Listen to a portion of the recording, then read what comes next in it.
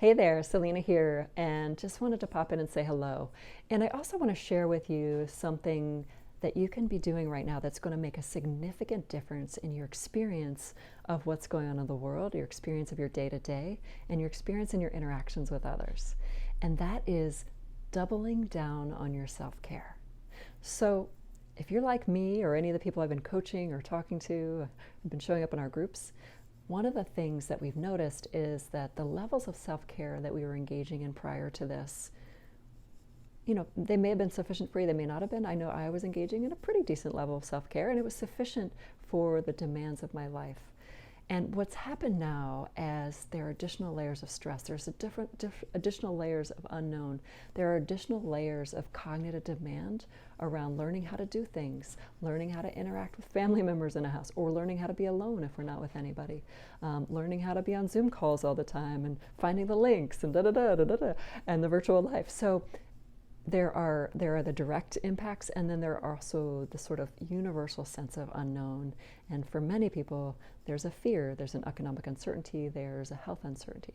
So all that to say that we've actually raised the level of demand, or it's actually being raised, of demand on us right now. So what we have to do when there's a raised level of demand is we have to raise the floor. So we've raised the ceiling, now we've got to raise the floor. And what the raising of the floor consists of is our self-care practices. So we've got to double down on these self-care structures. So I know I've had to really expand my own to be able to show up and to be present and to be operating at the level I want to be operating on. And that looks different for everybody. It could be meditation. It could be really building in a morning routine and a morning structure, which I recommend anyway, or maybe expanding your morning routine and morning structure. We offer a couple things here. I also am linking to the Well Space, our partners, and they have some options. I think Michael Perfetta is doing a Qigong class. I partner with the Well Space. We rotate leading the 8 a.m. meditation every day free or by donation, 8 to 8:30 during the week. And I also offer the fireside chats. That's where we hop in together and we pick a topic. This will be our third week this Wednesday at 7. Join us there, Eastern Standard Time. We're going to be picking a topic together. And then we're going to dive in, do a little written reflection on what that topic is and isn't, how it's showing up in our lives right now. And then we'll go into breakout groups and do a couple question prompts there and just come back together. If you're an introvert, you may think, oh no, virtual calls, oh no, groups, oh no. But it's kind of the new social now. So I invite you to join it. It's a small group, so it's really lovely. But I'll link to that there. Also, the 7 p.m. fireside chat, if you want to join us. We covered surrender and metamorphosis and transformation the last couple weeks. So it was beautiful. And we're going to jump in and pick a topic together this week. The other thing I'm going to I'll write a little bit, and you can write me back if you're interested. I'm going to be starting a group coaching program.